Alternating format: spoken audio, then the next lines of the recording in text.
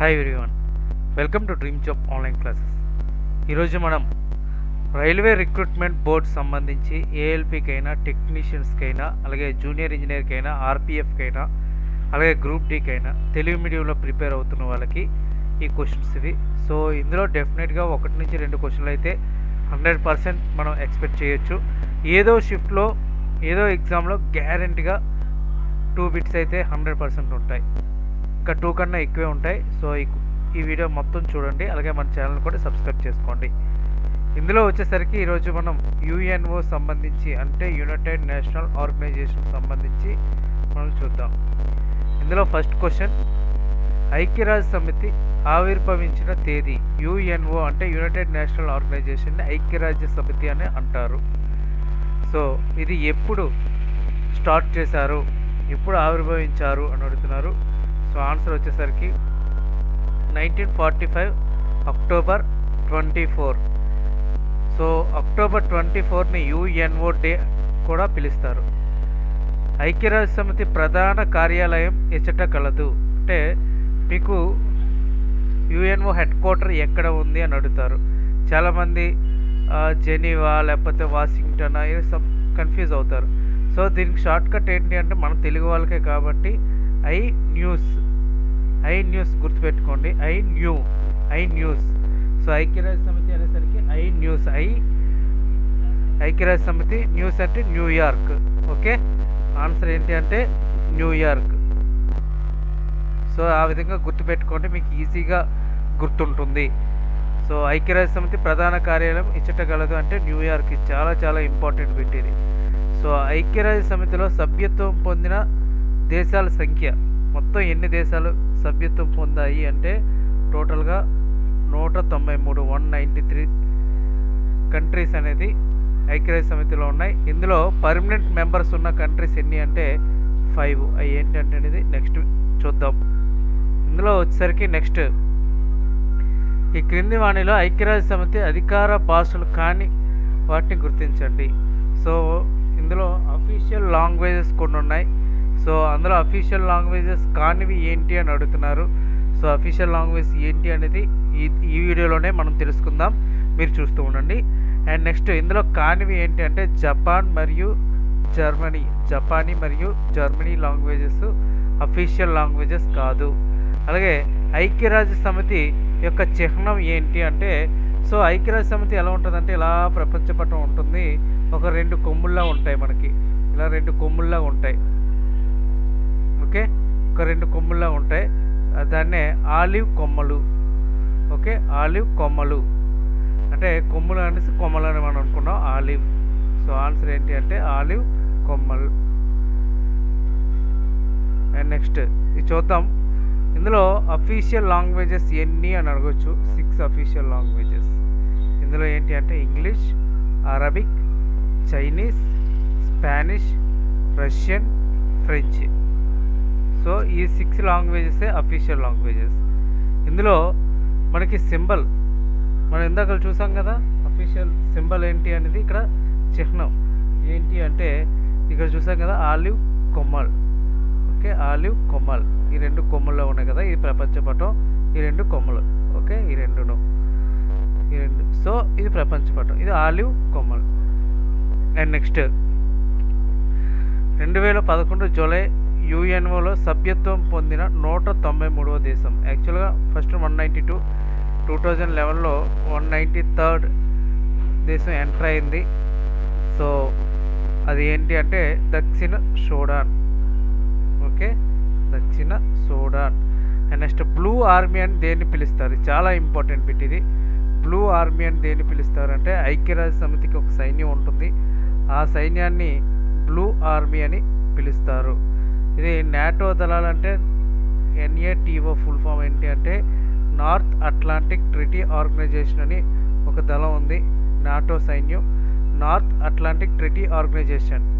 ఇది కూడా చాలా ఇంపార్టెంట్. అండ్ రెడ్ క్రాస్ సేవాదళం ఉంది. ఇదేంటంటే రెడ్ క్రాస్ సంబంధించింది హాస్పిటల్స్ కానీ ఏదైనా సర్వీస్ ఓరియంటెడ్ సంబంధించి ఇవన్నీ ఉంటాయి. అండ్ యూనిసెఫ్ అనేది ఎడ్యుకేషన్ సంబంధించి ఉంటుందన్నమాట. ఇది ఒక్కొక్కటి ఒక్కొక్క ప్రత్యేకత ఉంది. ఇందులో సో నాటో సైన్యం అంటే నార్త్ అట్లాంటిక్ ట్రీటీ ఆర్గనైజేషన్. అలాగే ఐక్యరాజ్య సమితి సైన్యం అంటే బ్లూ ఆర్మీ. అలాగే రెడ్ క్రాస్ దళం అంటే ఇది మెడిసిన్ సంబంధించింది అనమాట ఇది. అండ్ యూనిసెఫ్ వాలంటీర్స్ అంటే ఎడ్యుకేషన్ సంబంధించింది. అండ్ నెక్స్ట్, మొదటి ప్రపంచ యుద్ధ అనంతరం ప్రపంచ శాంతి కొరకు ఏర్పాటు చేయబడినది ఏంటి? ఫస్ట్ వరల్డ్ వార్ ఎప్పటి నుంచి ఎప్పటి వరకు జరిగింది ముందు చూద్దాం. 1914 నుంచి 1919 వరకు ఫస్ట్ వరల్డ్ వార్ అనేది జరిగింది. మొదటి ప్రపంచ యుద్ధం తర్వాత ఇంకొకసారి యుద్ధం రాకూడదు అని చెప్పి ఒక సమితిని ఏర్పాటు చేయటం జరిగింది. ఆ సమితి పేరు ఏంటి అంటే నానాజాతి సమితి. ఓకే, ఫస్ట్ మొదటి ప్రపంచ యుద్ధం తర్వాత ఏర్పడిన సమితి ఏంటి అంటే నానాజాతి సమితి. తర్వాత అంటే ఆర్గనైజేషన్. తర్వాత రెండో ప్రపంచ యుద్ధం ఎప్పటి నుంచి ఎప్పటి వరకు జరిగిందంటే 1939 టు 1945 మధ్యలో జరిగింది యుద్ధం. సో 1945 మధ్యలో జరిగిన తర్వాత ఇంక ఈసారి కాదు, ఇంకొక ప్రపంచ యుద్ధం రాకూడదు అని చెప్పేసి ప్రపంచ దేశాలన్నీ కలిపి ఒక సమితిని ఏర్పాటు చేశారు. అది ఐక్యరాజ్య సమితి. రెండో ప్రపంచ యుద్ధం తర్వాత ఏర్పడిన సమితి ఏంటి అంటే ఐక్యరాజ్య సమితి. అది 1945 అక్టోబర్ 24న ఏర్పాటు చేయడం జరిగింది. మొదటి ప్రపంచ యుద్ధ అనంతరం ఏర్పాటైన సమితి నానాజాతి సమితి. ఓకే, నెక్స్ట్, ఐక్యరాజ్య సమితి నూతన ప్రాంతీయ కార్యాలయం ఎచ్చట ప్రారంభించారు. సో యాక్చువల్గా ఐక్యరాజ్య సమితి ఎక్కడ హెడ్ క్వార్టర్ ఎక్కడ ఉంది? ఐన్యూ అంటే న్యూయార్క్. ఇది కొత్తగా ఒక కార్యాలయం ఏర్పాటు చేశారు. అది ఎక్కడ అంటే Baghdad, Iraq capital Baghdad. Next, భారతదేశం ఐక్యరాజ్య సమితిలో సభ్యత్వం పొందిన సంవత్సరం.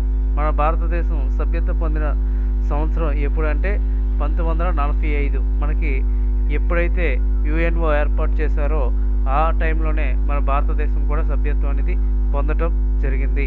అండ్ నెక్స్ట్, ఐక్యరాజ్య సమితి చార్టర్ను ఎచ్చట రూపొందించారు. చార్టర్ అంటే ప్రతిదానికి ఒక చార్టర్ ఉంటుంది. ఆ చార్టర్ని ఎక్కడ రూపొందించారు అని అడుగుతారు. ఆన్సర్ వచ్చేసరికి San Francisco. Okay, San Francisco. And next, భద్రతా మండలి శాశ్వత సభ్య దేశాల సంఖ్య మొత్తం అంటే యుఎన్ఓలో సంబంధించి శాశ్వతంగా అంటే పర్మనెంట్ మెంబర్స్ ఎన్ని దేశాలు అంటే 5. సో అవి ఏంటేంటి షార్ట్కట్లో కూడా మనం చూద్దాం ఇందులో. నెక్స్ట్, అంతర్జాతీయ న్యాయస్థానం ఎచ్చట గలదు అంటే ది హేగ్ అంటే న్యూయార్క్ సంబంధించింది. అండ్ అంతర్జాతీయ న్యాయస్థానం న్యాయమూర్తుల పదవీ కాలం ఎంత అంటే 9 years. ఇది లాస్ట్ వీడియోలో మనం చూసాం. ఎన్ని ఇయర్స్? 9 years అనమాట. ఐక్యరాజ్య సమితి సెక్రటరీ జనరల్ పదవీ కాలం ఎంత అంటే 5 years. గుర్తుపెట్టుకోండి, ఇది 5 years.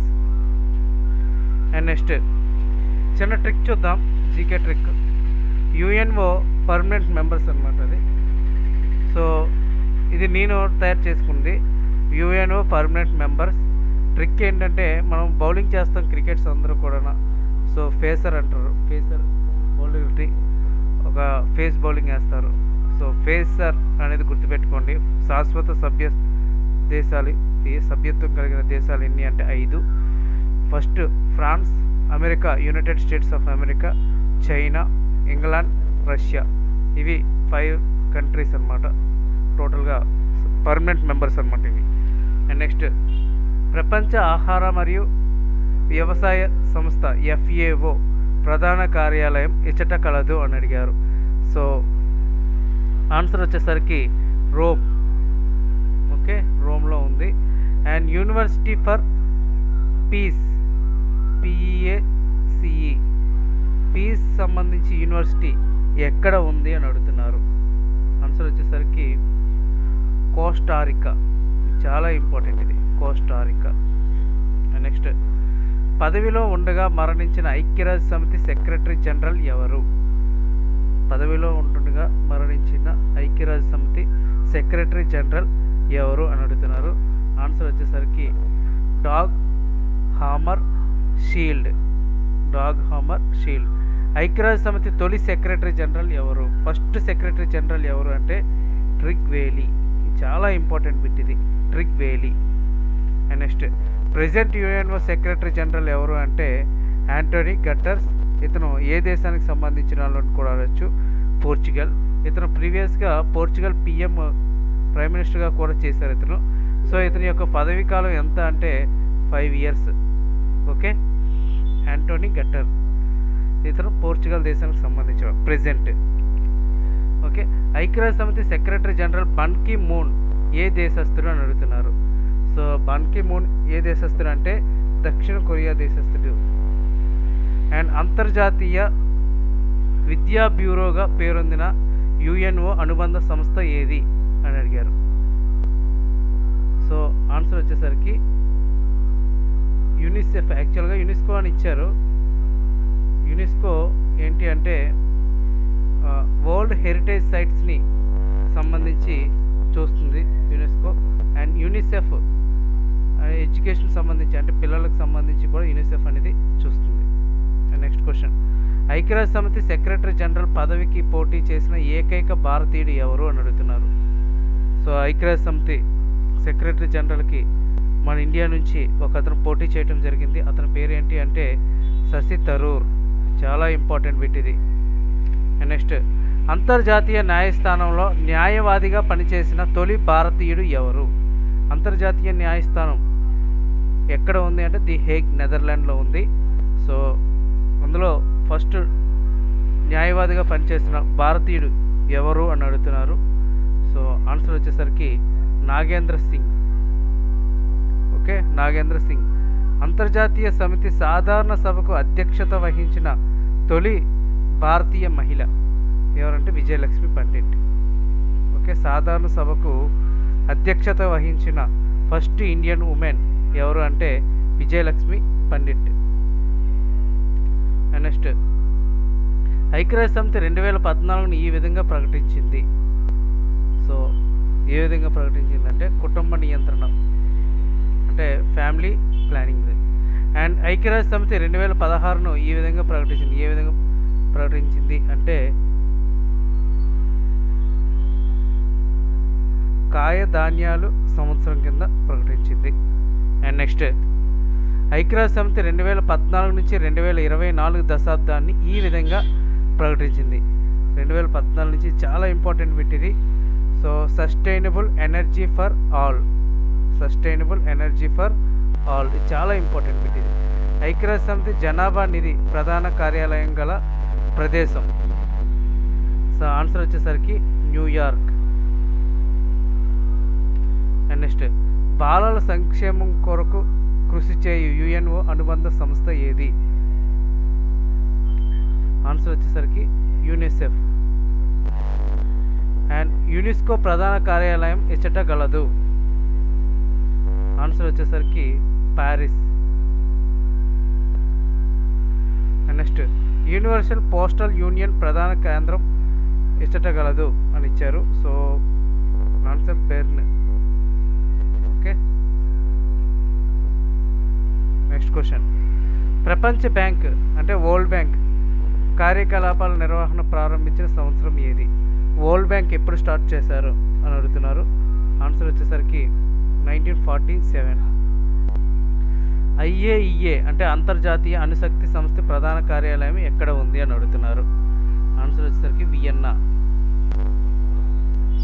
And next, Bretton Woods కవలలుగా పేరు పొందింది ఏంటి అని అడుగుతున్నారు. అంటే ఇంటర్నేషనల్ మానిటరీ ఫండ్ అలాగే వరల్డ్ బ్యాంక్ సంబంధించి IBRD. సో ఆన్సర్ అయితే ఇది. అండ్ నెక్స్ట్, ఐక్యరాజ్య సమితి ముసాయిదా రూపకర్త ఎవరు? దాన్ని ముసాయిదా రూపకర్త ఎవరు అని అడుగుతున్నారు. ఆన్సర్ వచ్చేసరికి జాన్ క్రిస్టియాన్. నెక్స్ట్, ఐక్యరాజ్య సమితి ఆర్థిక సంవత్సరం ఏంటి అని అడుగుతున్నారు. సో జనవరి 1 నుంచి డిసెంబర్ 31 వరకు. యుఎన్ యూరప్ ఎకానమిక్ కమిషన్ ప్రధాన కార్యాలయం ఎచ్చట గలదు అని అడిగారు. ఆన్సర్ వచ్చేసరికి జెనీవా. నెక్స్ట్, ఐక్యరాజ్య సమితి డిప్యూటీ సెక్రటరీ జనరల్ బాధ్యతలు నిర్వహించిన తొలి మహిళ ఎవరు? చెట్టి. ఆన్సర్ అంతర్జాతీయ ద్రవ్యనిధి జారీ చేయు ద్రవ్యం ఏంటి అని అడుగుతున్నారు. ఆన్సర్ వచ్చేసరికి USDR. Next last question. ఐక్యరాజ్య సమితి అనుబంధ సంస్థల ప్రధాన కార్యాలయం సరైనదిగా గుర్తించమంటున్నారు. సో అన్నీ కూడా ఉన్నాయి. UN women, Geneva, international maritime organization London, world health organization Geneva. ఇది చాలా ఇంపార్టెంట్. WHO ఎక్కడ ఉంది అంటే జెనీవాలో ఉంది. Okay, all the above answer. So next video ఇంకొక టాపిక్తో మనం చూద్దాం. Okay friends, thank you very much and all the best.